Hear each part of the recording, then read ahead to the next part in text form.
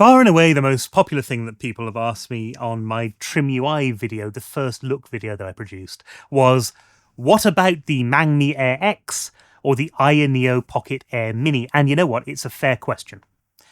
We are seeing this shift in the budget handheld space right now, where suddenly more power and performance are possible. And at the same time, we are seeing this hyperinflation of prices for storage and memory. NAND has been caught up in this whole thing now. We're in the middle of the perfect storm with George Clooney and Mark... No, hang on. We're in the middle of the perfect tech storm, where mid-range chips are powerful, but memory prices are skyrocketing. It's as if they've just realised that they've got somewhere better to be, and they're making their excuses and they're grabbing their coats.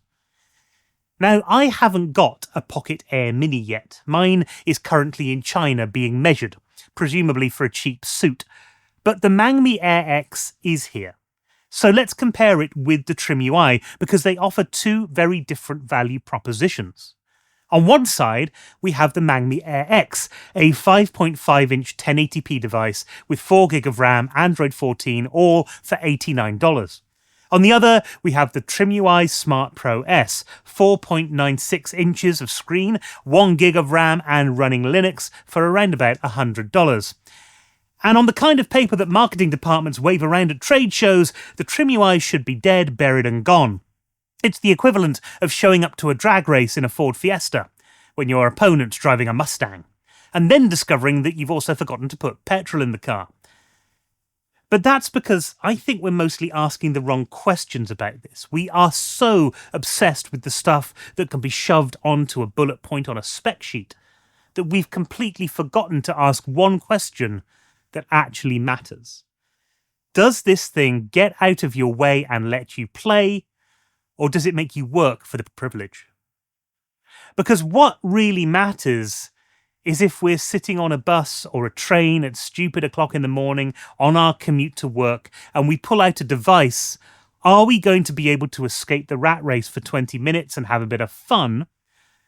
And that's the thing with these devices. Each one takes a slightly different approach to that.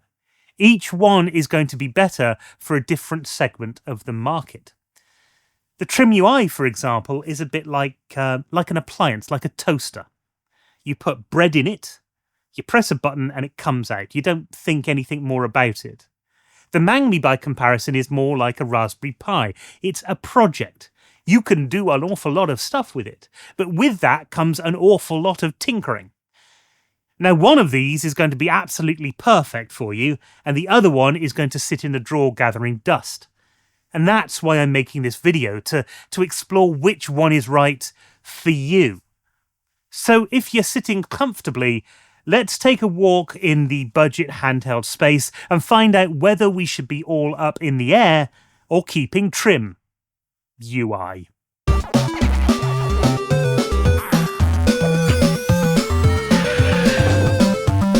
Now I have to establish some ground rules before we start. The reason that these two are being put up against one another isn't because of their specifications. Because like I said in the introduction, the TrimUI would be trounced. It's really because they come onto the market at roughly the same price point. $89, $100, there's $10 in it. It's not enough for somebody to make a decision purely on price alone. It's cheap curry with a soft drink. So, we're treating these as direct competitors in the same weight class, not comparing a budget option to a premium one. But the marketing departments have done an excellent job here, because they know that our monkey brains, the same brains that get excited by shiny objects, think that bigger is better. You see the Mangmi's 4GB of RAM and you immediately assume it's 4 times better than the TrimUI's 1GB, except that's not quite how this works. Because that's like comparing the fuel tank capacity of a cruise ship to a speedboat and declaring the cruise ship faster because it holds more diesel. You're measuring the wrong thing. TrimUI runs on Linux. The entire operating system is designed to do one thing and to do it well. It launches an emulator and then it basically just gets out of the way. It's lean, it's efficient. The Mangmi runs on Android 14. It's a pretty much full Android setup, but a lot of the bloat has been taken out. They've done a very good job there, by the way. But there are still things that Android needs running in the background. 4 gig on an Android is not a luxury. It's a fairly bare minimum to stop the thing from wheezing like an asthmatic bulldog every time you try to open a second app.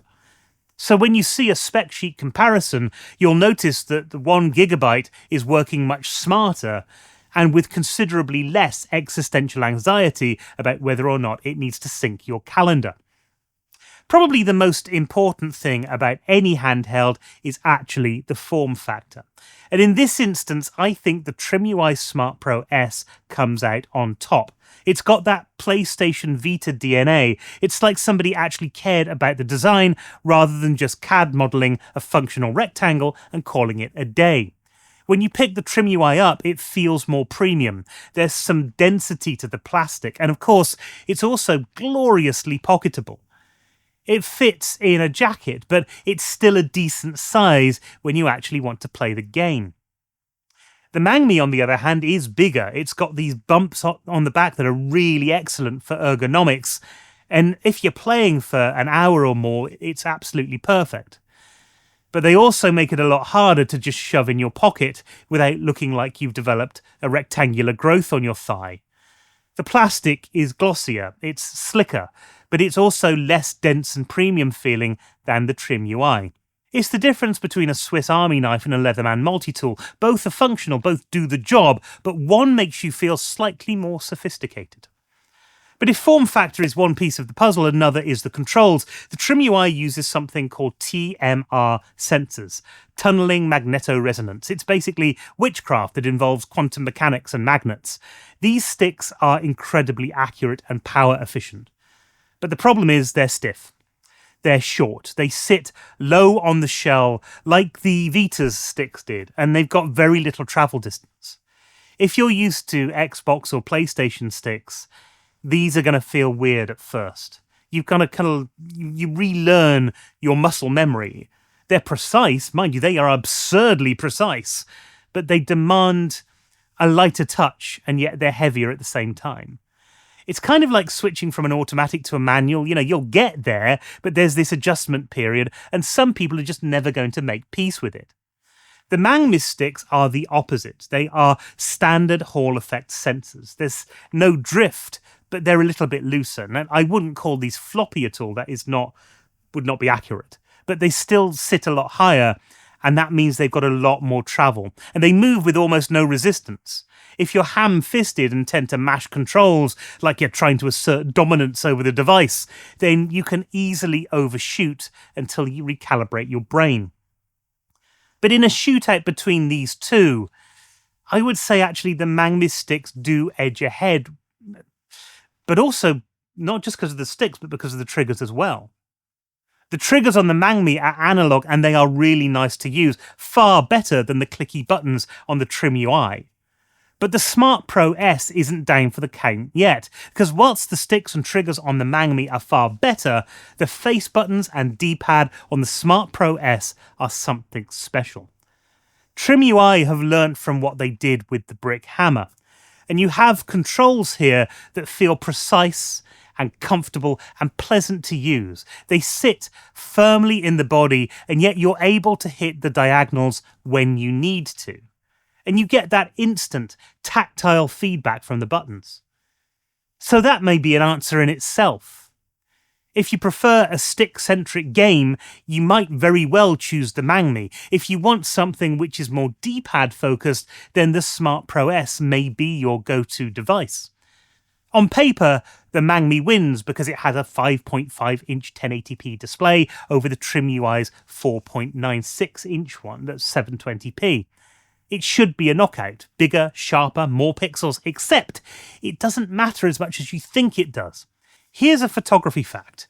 Pixel density at viewing distance determines perceived sharpness, not raw resolution. The TrimUI's 720p screen at around 296 pixels per inch is what Apple would call retina quality. At 12 inches away, which is where you probably hold your handheld, your eyes can't distinguish individual pixels. It looks sharp. The Mangmi's 1080p screen is technically superior, but only if you hold it 6 inches away from your face, like a lunatic. During actual gameplay, sitting on the sofa, on a train, wherever you're playing, the difference in clarity is going to be marginal at best. And I would guess most people aren't going to be able to tell the difference. Now, I've done a side-by-side comparison with the same game, the same settings, the same distance. The Mangmi may look slightly crisper, but you have to have eyes like a hawk to be able to see it. Where the Mangmi wins, and this is really important, is in immersion. It is bigger. That extra half-inch of screen real estate really makes games feel more engaging. And if you want that sense of being pulled into the game world, then the Mangmi's size advantage is there. It's real, but if you're somebody who values portability, who wants to slip this into your jacket pocket, then the TrimUI's smaller footprint is a feature, not a bug. What you really need to consider when choosing one of these to buy is what I would call the Saturday morning coffee test. It's 7:30 in the morning. You're barely awake. You've got 20 minutes before you start the day, and you just want to zone out with some burnout. Which device is going to get you there faster? With the Smart Pro S, you boot it up, find your game in the menu, and you're playing. There's no notifications or pop-ups. There's nothing reminding you that there's a software update for an app. You just go. It's a sealed loop, a sanctuary, the digital equivalent of closing the door and putting up a do not disturb sign. The Mangmi, on the other hand, is Android, and it means that you will have to set this up to your own liking.